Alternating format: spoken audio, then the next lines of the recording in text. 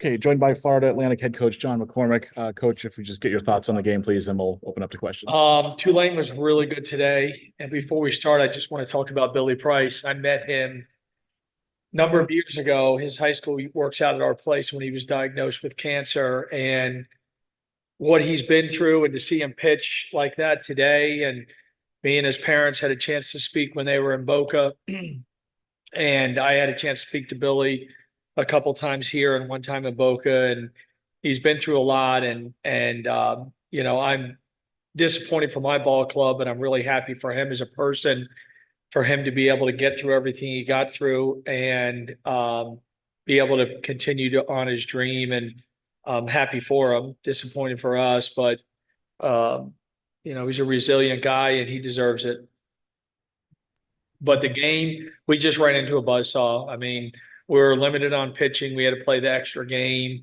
As Jay said, Trey came in and said, "Give me the ball. I feel good." And didn't go our way. And then their guy threw really well. And Jay was correct that they had a lead and it made it a little bit easier to pitch.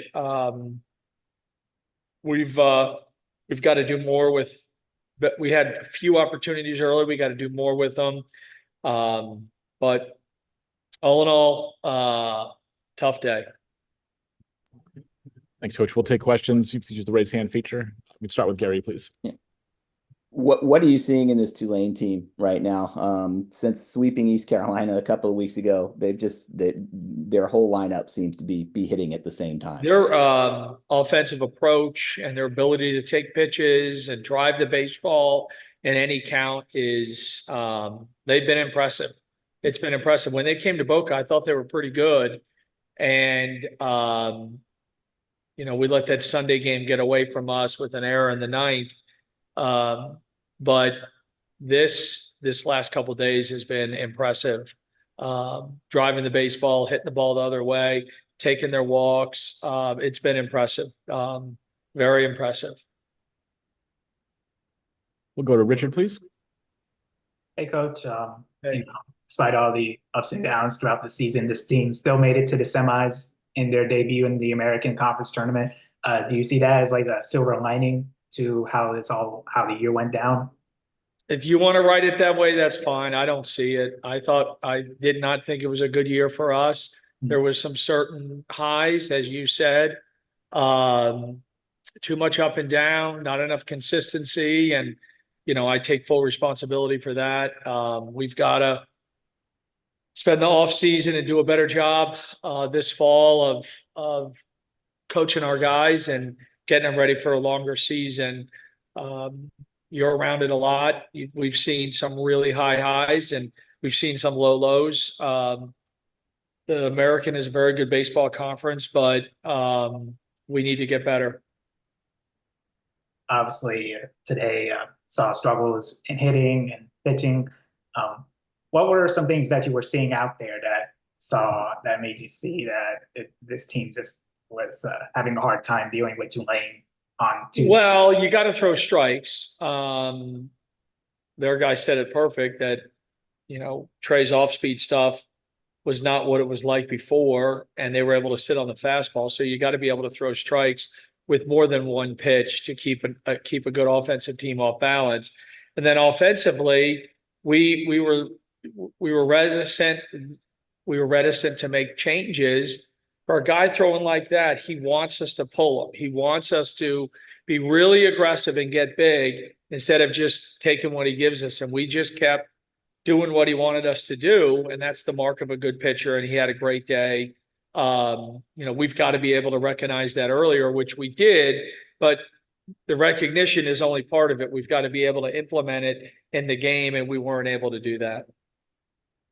Obviously, this is the program's first losing season in a long time, first since 1998. Thank you for that. Yeah, sorry. How much of a testament does that say to all the winning that the program has had throughout the past few decades, and to keep winning through all the adversity throughout those years? Well, the way you say it, I feel terrible because we let down all those guys that did all that winning, this year. Like I mentioned earlier, we've got to get better. we've had some injuries, but everybody does, and boo-hoo, you got to move on. But as you say it that way, I feel as though that I let the previous guys down this year, and that's never our intention. And it means a little bit more to me because I've been here for 34 years. I know all those guys personally. I've been to their weddings. I know their kids, and it does bother me that this had happened on my watch. But it's part of it, and we've got to move on and get better. Yeah, and with the off season to retool, how optimistic are you feeling about the guys that you have been recruiting throughout this past year and how they'll be coming in for next year? Well, in this day and age with the portal and the NIL, things are completely different. Right. It used to be a little bit more stable, and you kind of knew, as I mentioned to somebody, a friend of mine in college baseball, their team got eliminated, and the second season starts now with the portal. And those meetings have become that much more interesting. End of the year exit meetings have become that much more interesting from a player's perspective and from a program perspective. And it's the guys that we've signed, we feel good about. Now we got to get some of them to campus through professional baseball, but that's part of it.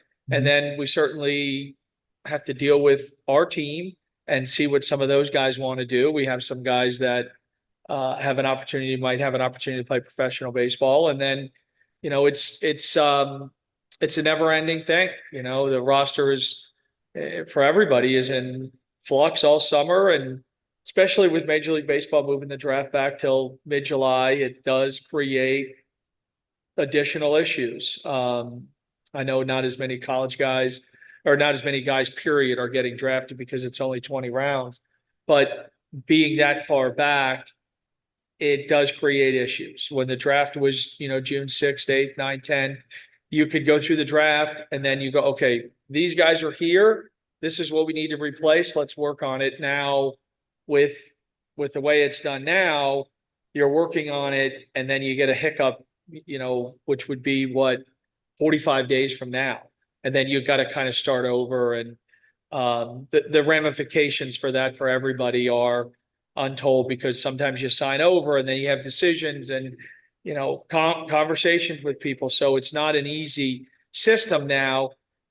We just try to communicate with our guys as much as we can, and everybody lay their cards on the table, and let's go from there and be truthful and honest. And this is how we feel. This is what we see, and try to go from there. But it's not easy for anybody. It's not easy for the coaches and the universities. It's not easy for the players, the players and their families, because part of it is there's too many third-party involvement that muddies the water at times. So all you can do is your best and tell the truth and let the chips fall where they may. One last question for me. With 1 year playing in the American now under your belt, what's the ceiling you see with the programming, like becoming a high-level competitor in the conference? Well, of course, that's what, every conference we've been in, when we went from the Atlantic Sun to the Sun Belt, from the Sun Belt to Conference USA, we're able to make those jumps. And this is a bigger jump, maybe a little bit more of a leap, and we've got to do better. We've got to do better in all facets of our college baseball program, from, facilities to salaries to support staff to everything, to budget. We've got our work cut out for us, but it's challenging, and we like challenges, and we're gonna continue to work on it and go from there. Coach, thanks for your time, not only today, but this week. Appreciate it. Okay. Appreciate it.